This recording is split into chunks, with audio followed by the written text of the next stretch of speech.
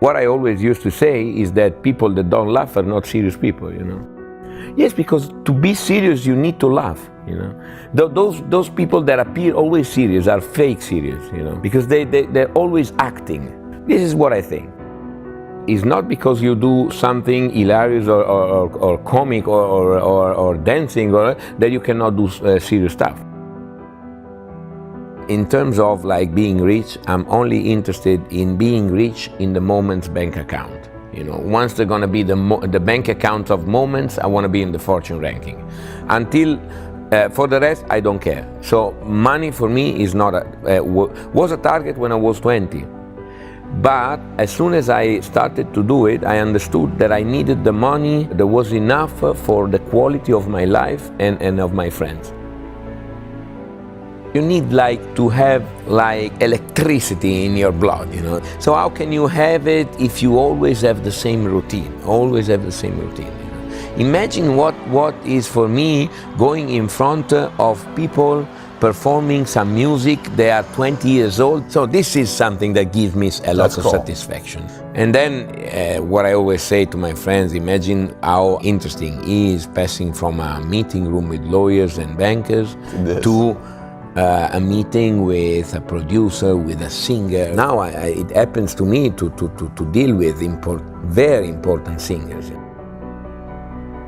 What I think is that the contemporary society lives without the dream, you know, because they're all concentrated about, oh, I need to do this, I need to do this, I need to do this, which is normal because we have to deal with what we need.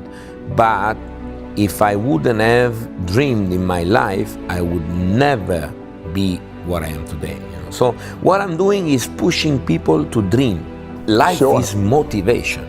Life is motivation. I think that people are not believing in themselves anymore, but because the need is overpassing the desire. The problem of this era, and it's not, I mean, is really a problem, is that people are more focused on what they need to do to survive, and less to what they have to dream about, you know. Which is something that people can tell me, oh yes, it's easy for you. Yes, it's easy now, it's easy, yes, but it was not easy before. Because I wasn't born like I am today. But I risked what I had so many times, you know. My life changed really around 44, 45 years old. Because when I was 30, 35, 38, I was saying, I'm young. And I was not thinking about the projection of my life, you know. When I was 45, I started to say, time is passing, you know. And there I realized that being an entrepreneur, the most important loan we receive is life, you know.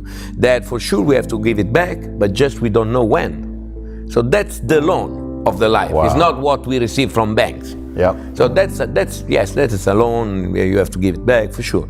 But the real loan of your life is your life, you know. I am a guest in my life, not owner of my life, you know. So, and this is the philosophy that I apply to everything, you know. So this house, yes, is mine, but what does it mean is mine?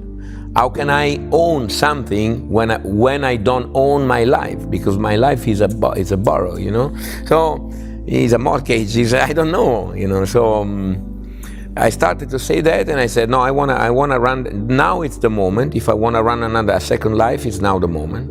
I want to do stuff that are totally different. I have to tell you, because I'm very sincere. I've always been attracted by the idea of being very popular. But because I thought that I had something to share with the others, like vibes, like, you know, I mean, not pretending to be a role model, you know, but that because I leave the other people free to judge what they want to think about me. If they want to see me as a role model, they can do. In Italy, I've been criticized a lot.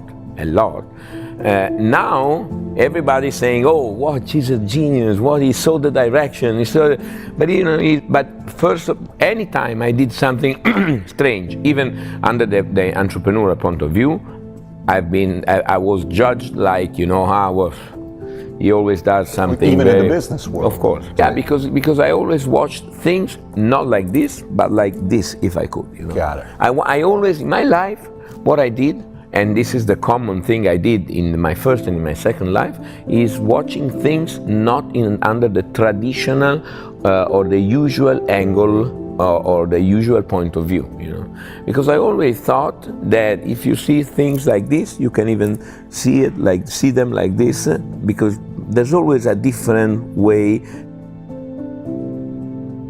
At what point did you say, at 45, I'm going to stop working that hard and I'm going to go enjoy my life? No. When I was 45, starting from the point of view that I'm not interested about accumulating money, I don't want to live into a routine so I always delegated in my business activity, so I had time, I had free time, but I didn't want to talk about I was performing a I didn't want to talk about it like every day. I was performing a company, I was evolving this sector, this manager wants to go, so we have to find another one. No, I was not interested anymore. And I always was attracted by those people who had two lives. There was an entrepreneur in France. He was the owner of Adidas, and at a certain point he had some problems and he switched and he became an actor. His name was Bernard Tapie. And I was always attracted by people that had the courage to change their life, because it's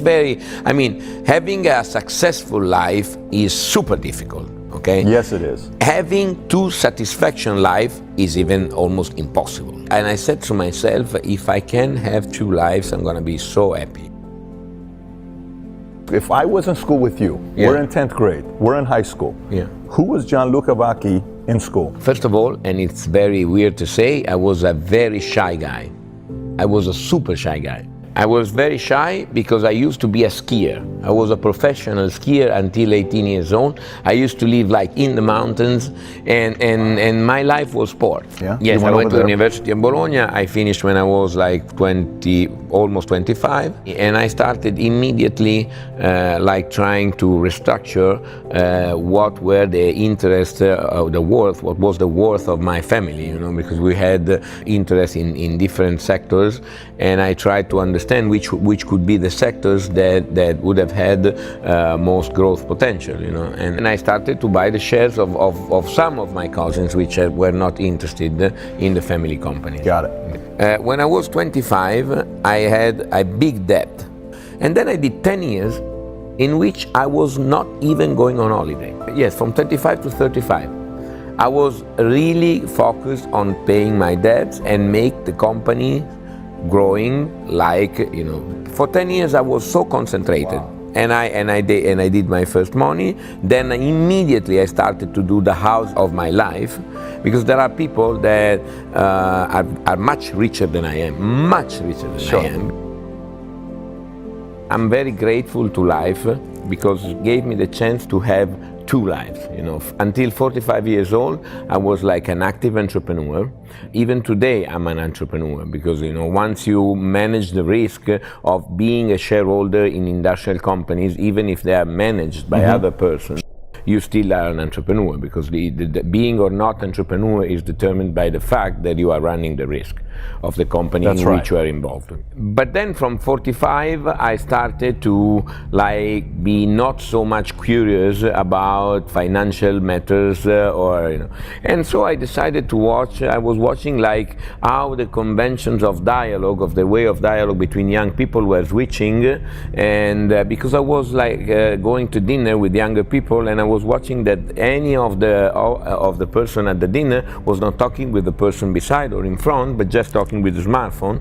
And so I said to myself, I'm not old enough not to be interested in how the way of communication are changing, you know.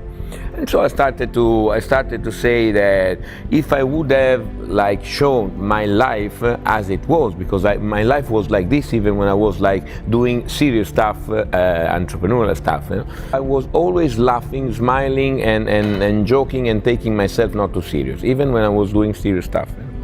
And I said I can become a global entertainer of the new platform.